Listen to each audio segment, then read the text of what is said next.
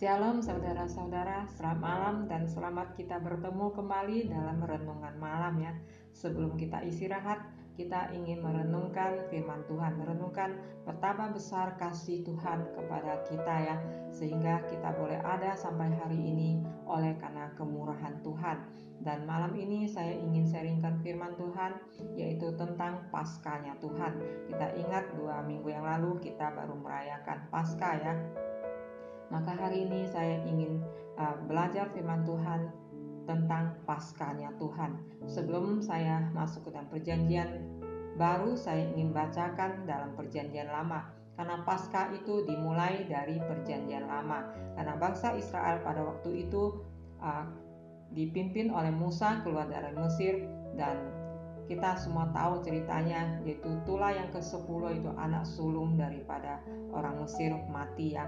Dan orang Israel dilindungi. Bagaimana Tuhan melindungi mereka?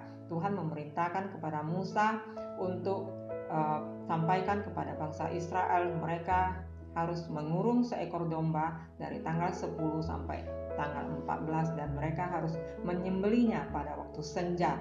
Dan kemudian darahnya mereka harus bubuhi ke atas ambang pintu dan kedua tiang pintu, sehingga pada saat malaikat maut melihat darah itu, mereka melewatinya.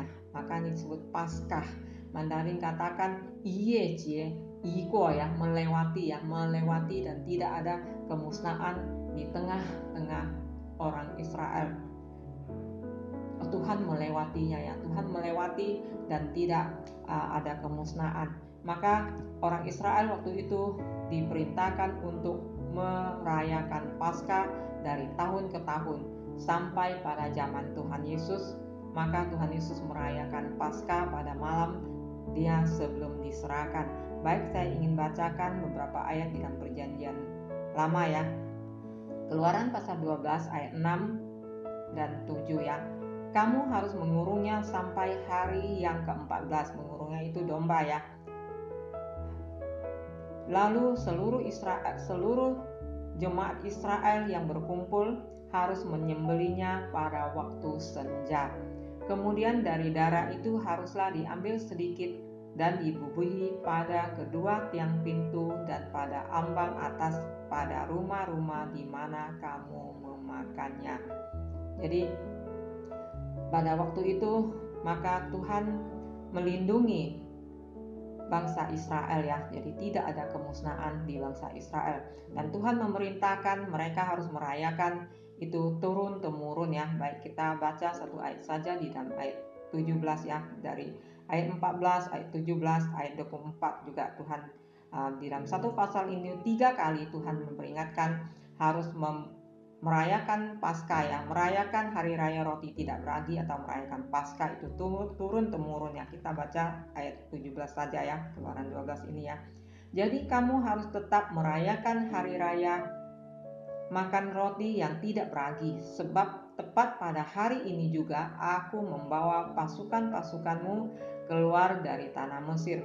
Maka haruslah kamu rayakan hari ini turun temurun. Itulah suatu ketetapan untuk selama-lamanya. Kita tahu bangsa Israel pada waktu itu, Bani Israel dan belum menjadi satu bangsa ya. Mereka pindah ke Mesir, dan 430 tahun pada hari yang sama Tuhan membawa pasukan itu keluar dari Mesir. Pada hari itu juga anak domba Paskah disembelih ya. Waktu itu menyembelih adalah domba biasa. Sebenarnya domba pada waktu bangsa Israel menyembelih itu melambangkan pengorbanan daripada Tuhan Yesus. Mari kita lihat di dalam Markus 14 ayat 12 yang berbunyi demikian. Pada hari raya pertama dari hari raya roti tidak beragi, pada waktu orang menyembelih domba Paskah, murid-murid Yesus berkata kepadanya, ke tempat manakah engkau kehendaki kami pergi untuk mempersiapkan perjamuan Paskah bagimu? Jadi murid-muridnya bertanya kepada Tuhan Yesus, ke tempat mana engkau mau kehendaki kami mempersiapkan Paskah ya. Dan kita melihat di perjanjian lama dan perjanjian baru itu ada hubungannya ya. Pada hari itu bangsa Israel merayakan Paskah, dan pada malam itu juga Tuhan Yesus adakan perjamuan Paskah pada malam itu ya. Kalau kita lihat tadi dikatakan menyembelih domba itu pada waktu senja ya. Waktu senja itu jam berapa? Dari jam 3 ya sampai waktu jam 3 sampai jam 6 ya. Kita tahu bahwa pada Tuhan Yesus juga mati menebus dosa kita pada jam 3 ya, pada jam 3. Maka pada hari yang sama, sesudah kira-kira 1500 tahun kemudian bangsa Israel keluar dari Mesir, maka Tuhan Yesus mempersembahkan tubuhnya, tidak lagi domba yang dipersembahkan, tapi tubuhnya dipersembahkan untuk menebus dosa kita ya, untuk membawa masuk ke dalam, untuk memimpin kita masuk ke dalam Yerusalem baru ya, bukan Yerusalem yang sekarang ya. Karena waktu itu bangsa Israel disuruh pimpin masuk ke Yerusalem yang sekarang yang ada di Israel sana. Tetapi sekarang Tuhan Yesus memimpin kita masuk ke dalam Yerusalem baru. Jadi Tuhan sesudah kira-kira 1500 tahun kemudian Tuhan mati pada hari yang sama, dan pada hari ketiga dia bangkit ya. Makanya dimulai kapan itu perjanjian baru dikatakan, Markus 14 ayat 24 katakan, dan dia berkata kepada mereka, inilah darahku, darah perjanjian yang ditumpahkan bagi banyak orang. Jadi perjanjian baru dimulai pada saat Yesus mati di kayu salib menebus dosa kita. Kita melihat kira-kira jam 3, itu Matius 27 ayat 46. Kira-kira jam 3 berserulah Yesus dengan suara nyaring, Eli Eli lama sabaktani, artinya Allahku Allahku, mengapa engkau meninggalkan aku. Kalau kita baca di ayat 50 dikatakan pada jam 3 Tuhan Yesus menyerahkan nyawanya di waktu senja pada hari yang sama. Saya percaya pada waktu bangsa Israel pada Tuhan Yesus merayakan Paskah ya. Maksud saya Tuhan Yesus merayakan Paskah itu sudah lewat jam 6 ya. Berarti besoknya dia sampai jam 3 menyerahkan nyawanya masih pada hari yang sama. Karena orang Israel itu, kalau kita kan jam 12 malam sudah lewat jam 12 sudah hitung besok ya. Kalau bangsa Israel beda ya. Dia bukan jam 12 malam lewat jam 12 malam baru hitung besok. Dia jam 6 lebih sudah hitung besok.